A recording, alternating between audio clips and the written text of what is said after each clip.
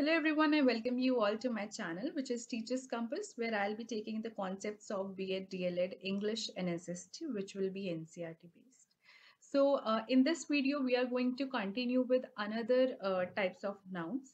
और इससे पहले हमने 3 types of nouns already discuss कर चुके हैं. So let's get started with the topic. So starting with the 3 other noun types of noun जो कि है हमारा countable noun and then uncountable noun and then corrective noun.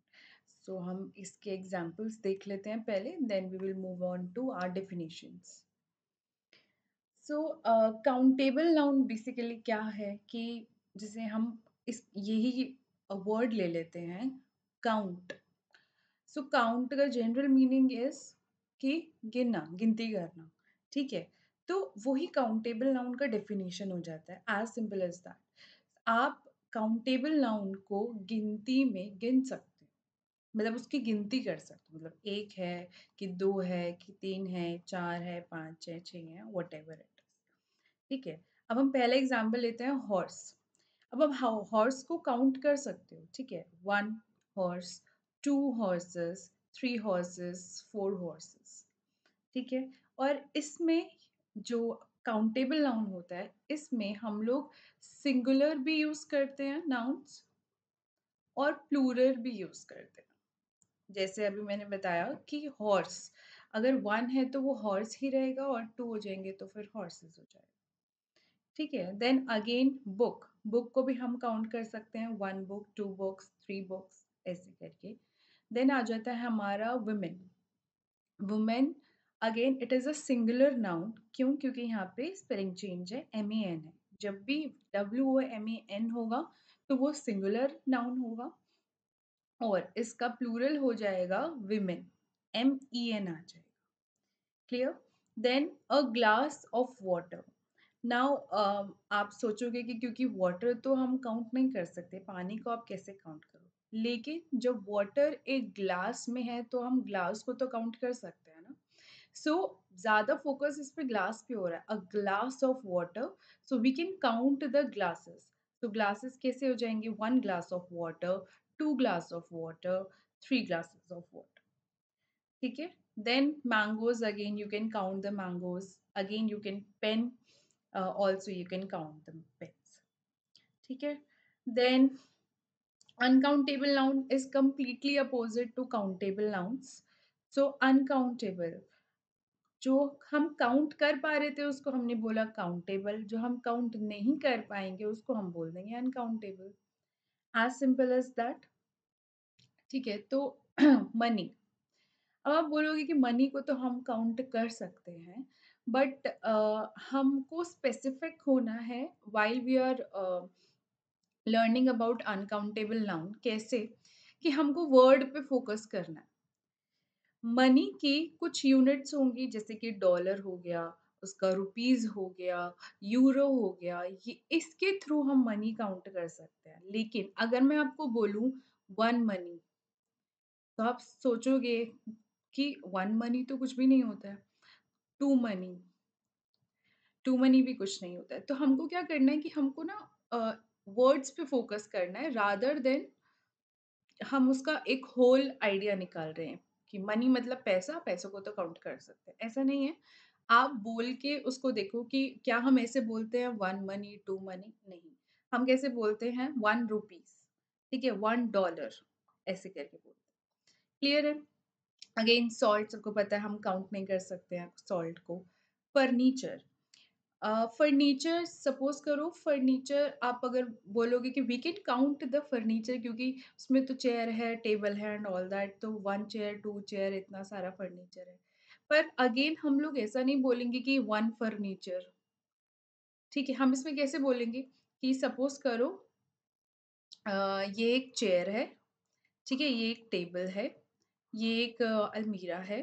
ठीक है, और ये सारा काउंट होता है किसमें? फर्नीचर में. ठीक है, सो हम अगर ये बोल रहे हैं कि 1 फर्नीचर, तो 1 फर्नीचर इसमें से क्या होगा? कुछ भी नहीं. बट अगर हम बोल रहे हैं कि 1 चेयर, तो 1 chair we can count, but furniture we can not count. That is why ये अनकाउंटेबल हो जाएगा. नॉलेज. नॉलेज को आप काउंट नहीं कर सकते हो। Knowledge is something like abstract idea है, वो हमने पहले ही पढ़ा था, एब्स्ट्रैक्ट और कंक्रीट, तो वो एब्स्ट्रैक्ट आइडिया है, ठीक है। Then sugar again, hair as well, we can not count them, ठीक है। So next we have is collective noun. तो द वर्ड कलेक्टिव, जैसे हमने देखा होगा कलेक्शन या फिर सब चीजों को इकट्ठा करना। तो कैसे होगा, जैसे एक बी है, बी छोड़ो आप, सपोज करो एक जनरल एग्जांपल लेते हैं, बहुत सारी चीजें पड़ी हैं आपके घर में, आपने इन चीजों को असेंबल किया एंड देन यू, आपने इसको एक बॉक्स में डाल दिया, ठीक है। एक ये आइडिया हो गया कलेक्टिव नाउन के पीछे, कि आपने कलेक्ट करी चीजें और एक जगह डाल दी, ठीक है। देन अगर मैं एनिमल्स की बात करूं या फिर किसी ग्रुप की बात करूं, सपोज करो यहाँ पे वन बी है, वन बी, ठीक है, and then there are many bees, ठीक है। अब हम ये नहीं बोलेंगे कि वहां पे तो हम we can not count them, right, कि एक भी है कितनी भी है, तो हम कलेक्टिवली एक नाम इनको दे दिया है, क्या, स्वॉर्म। कि जैसे हमको ग्रुप दिखेगा, किसी भी चीज का ग्रुप दिखेगा, तो हम किसी भी बीज का अगर हमको ग्रुप दिखेगा, तो हम उसको कह देंगे स्वॉर्म ऑफ बीज। So the word swarm is collective noun, जो किसके लिए यूज कर रहे हैं, हम बीज के लिए यूज कर रहे हैं। आई होप ये कॉन्सेप्ट क्लियर होगा। सो ऐसे ही हम और एग्जाम्पल्स देख लेते हैं, जैसे कि swarm of bees we have done, pack of wolves, ठीक है, pack is the collective noun, then pride of lions, group of lions again, pod of dolphins, dolphins के लिए हम लोग यूज करेंगे pod। सो ये सारे जो एग्जाम्पल्स हैं ये हम एनिमल्स के लिए यूज करते हैं, ठीक है। ये swarm, pack, pride, pod और भी इसमें कलेक्टिव नाउन हैं। देन पीपल पे अगर हम आ जाते हैं, अगर हमको लोगों के लिए कलेक्टिव नाउन को यूज करना पड़े, तो हम क्या बोलेंगे कि they were a group of singer, ठीक है। तो instead of sing group of singer, हम क्या बोलेंगे, क्वायर ऑफ सिंगर, सिंगर्स, ठीक है। Then team of players, then crew of sailors, so team, crew, band of musicians, so musicians के band मतलब एक ग्रुप को हम लोग बैंड ऑफ म्यूजिशियंस कह रहे हैं। देन आ जाता है हमारा things.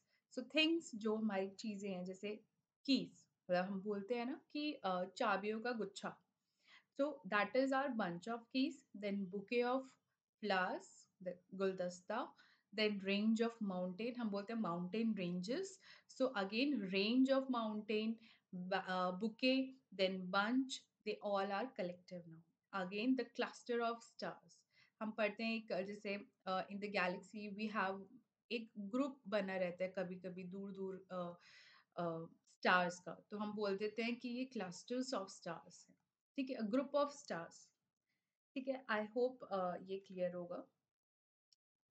Now coming to our definitions.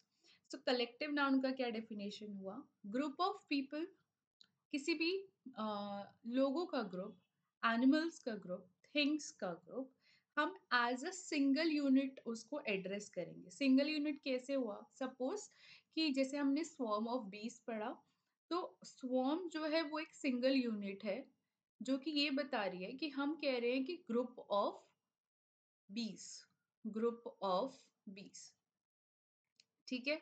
Then same goes with other things which is people और things, and then describe the entire group at once. So ये क्या कर रही है कि इंटायर ग्रुप को एक काउंट कर रही है कि यहाँ पे बहुत सारे बीज हैं, ठीक है, ये ग्रुप है, और इस पूरे ग्रुप को एक नाम दे दिया गया जो कि है स्वॉर्म, ठीक है। अगेन यहाँ पे कुछ डॉल्फिन्स हैं, और एक पूरे डॉल्फिन्स को एक एक डॉल्फिन्स के ग्रुप को एक नाम दे दिया गया which is pod. Clear? So this is our collective noun का definition. Uh, Moving on with countable noun. So countable noun, easy one, that it can be counted using numbers. तो हम numbers में इनको गिन सकते हैं कि एक है, कि दो है, तीन है, चार है, ऐसे करके। Then can be asked about with how many, मतलब कि जो काउंटेबल नाउन है उसको हम आंसर करते हैं। सपोज आपके अगर हम पूछते हैं हाउ मेनी, तो मतलब आप काउंट कर सकते हो। There is a difference between many and much. ठीक है, मच जो है वो हम अनकाउंटेबल के लिए यूज करेंगे, जैसे कि शुगर हो गया, सॉल्ट हो गया। ठीक है, उसका एक प्रॉपर एक क्वांटिटी आता है। हम एक सॉल्ट वन शुगर करके नहीं बोल सकते, तो मच हम वहां पे यूज करेंगे। और मेनी जो है वो हम काउंटेबल नाउन के लिए यूज करेंगे, जिसमें हम नंबर्स दे सकें। कि अगर मैं पूछूं कि हाउ मेनी, सो आप आगे से बोल सको कि there were 3 or 4 in whatever context. ठीक है, देन हमारा आ जाता है uncountable noun, completely opposite to countable noun. So there is no plural form। जैसे कि मैंने आपको बताया था काउंटेबल नाउन में प्लूरल और सिंगुलर दोनों फॉर्म्स होती हैं। सो काउंटेबल नाउन में कोई प्लूरल फॉर्म नहीं होती। हम ऐसे नहीं बोलते कि सॉल्ट्स, हम सॉल्ट्स नहीं बोलेंगे, इट इज ओनली सॉल्ट।